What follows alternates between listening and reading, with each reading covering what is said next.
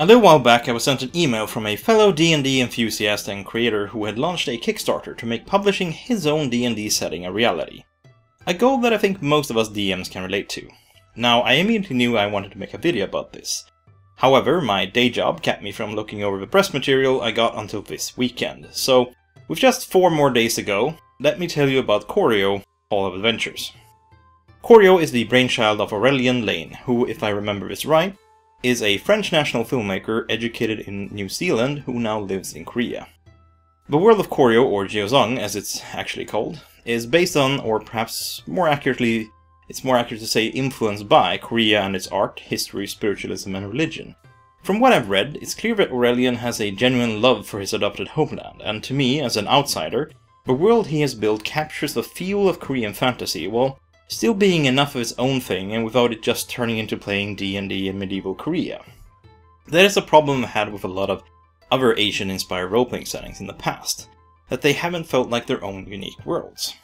Although, I would also like to point out, I've only read a small fraction of the material about Koryo, and my views are based on material that has been provided to me directly by the author. But what I've read makes me interested in reading more. There definitely seems to be thought and depth behind the world. Mechanically speaking, there are several things that make adventuring in Jeozang unique.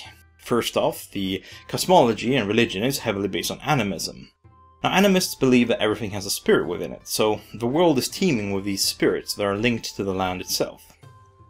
One of the things that will be presented in the final book is the new shaman class, individuals who bargain with spirits and can ask favors from them. Spirit summoning seems to work a little bit like it does in Shadowrun. You need to be in the domain or area of influence of a particular kind of spirit to summon them, and depending on how successful you are in negotiating with the spirit, you can ask different tasks of them. It's an interesting idea, but we'll have to see how it turns out, as the shaman rules are not yet available for the public for playtesting. The gods that created the world left shortly after they'd finished their task, so there are no clerics in Jeozang. At least none that receive spells. Having played a lot of Dark Sun, I'm more than familiar to settings with class restrictions, and they can put an interesting twist to a world. But I know that not everyone will like the idea of imposing restrictions on your players. The book also introduces a rule system for leading squads of soldiers or followers into battle. It reminded me a little bit of similar systems from Star Wars and Death Watch.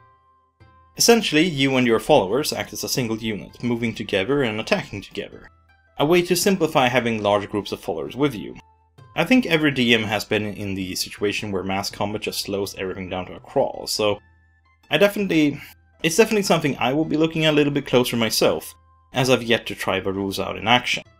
And finally, there's a system in place for gathering reputation.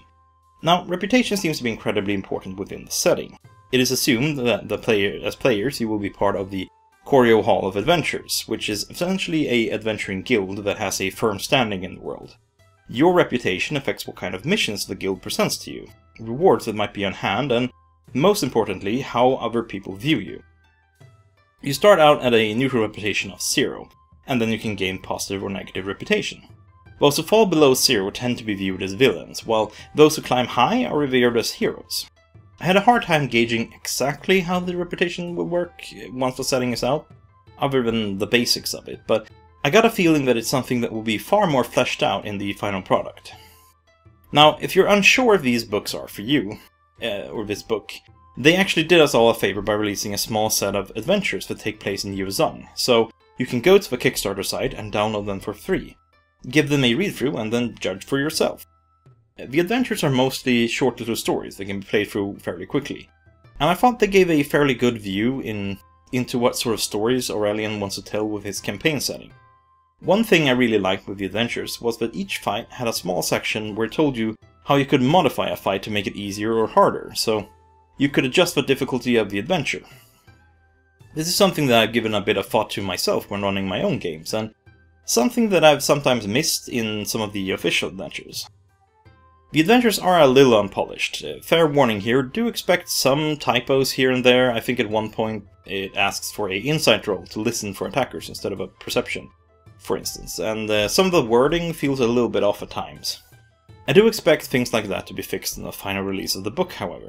There is an editor attached to the project, for those who worry about grammar, and the rest of the material feels a lot more polished. I think they might have just rushed writing the adventures a little. And speaking of production values, overall the material feels very well thought through. There's definitely some nice artwork, and all the previews and mock-ups look to be of decent quality. Of course, there's no way to tell paper quality by a picture, but I think the book would fit nicely on the shelf with the rest of our D&D collections. If you're at all interested in what I've talked about, or you're looking for a Asian-themed campaign setting, I highly recommend that you go over to the Kickstarter page and give it a look yourself. Download the free material and read through it. I think you will be able to tell quickly whether or not this book is for you. You have until 12 PM, the 16th of May, to make up your mind if you want to get your own copy of the book. As of the making of this video, the Kickstarter is already fully funded, and is pushing for its third stretch goal, and also the book is written and going through playtesting and polishing. You don't have to worry about not getting anything out of it. I'll of course be adding a link to the Kickstarter in the description below. I wish the best of luck to Aurelien Laine on his Kickstarter and future products. And there definitely seems to be a market out there for Koryo, and I'm interested to see how the final product turns out. If anyone else is working on a product, let me know. I'm always interested to see what other D&D creators are working on, and as always, if you enjoyed this very brief look at Koryo, then why not give this video a like or subscribe so you don't miss out on any future videos. If you want to support the channel, then share this video on social media or with friends. It really helps out a lot, and you can also check out my DM's Guild page or follow me on Tumblr or Twitter. Until next time, Dungeon Delvers.